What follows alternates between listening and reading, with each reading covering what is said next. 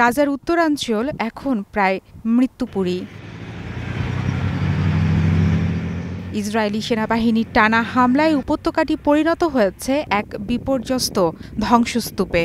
গাজার আকাশে শুধুই ধোঁয়া, চারপাশে ছড়িয়ে আছে ধ্বংসস্তূপ।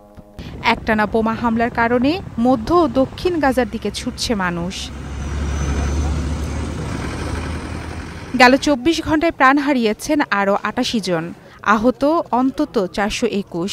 অক্টোবর ২০২৩ থেকে এখন পর্যন্ত ইসরায়েলি হামলায় প্রাণ হারিয়েছেন প্রায় ৬৩,৫০০ ফিলিস্তিনি। নিষ্পাপ শিশুদেরও নির্বিচারে হত্যা করা হচ্ছে। রক্ষা পাচ্ছে না হাসপাতাল, মসজিদ কিংবা গির্জা।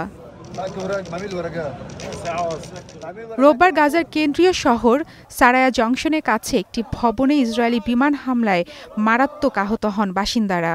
একই দিনে বিদ্যুৎ বিচ্ছিন্ন হয়ে পড়ে দেইর আল বালাহ এলাকার আল আকসা শহীদ হাসপাতাল। হাসপাতালটির বহির্বিভাগেও হামলা চালিয়েছে ইসরায়েলি বাহিনী। এদিকে হামাসের সামরিক শাখার মুখপাত্র আবু ওবায়দাকে হত্যা করা হয়েছে বলে দাবি করেছে ইসরায়েলের প্রতিরক্ষা মন্ত্রী ইসরায়েল কাজ।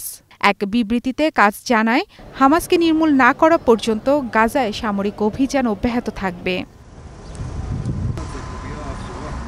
সেনাপ্রধান ইয়াল জামির জানিয়েছেন, আরও আক্রমণাত্মক অভিযান চালাবে ইসরায়েলি বাহিনী। ইতোমধ্যে গাজা জুড়ে অতিরিক্ত রিজার্ভ সেনা মোতায়েন করা হয়েছে। এমন পরিস্থিতিতে ঘর ছেড়ে পালাচ্ছেন হাজারো মানুষ। নিজেদের সামান্য জিনিসপত্র যা আছে তা নিয়েই রাস্তায় রাস্তায় ঘুরছেন নিরাপদ আশ্রয়ের খোঁজে।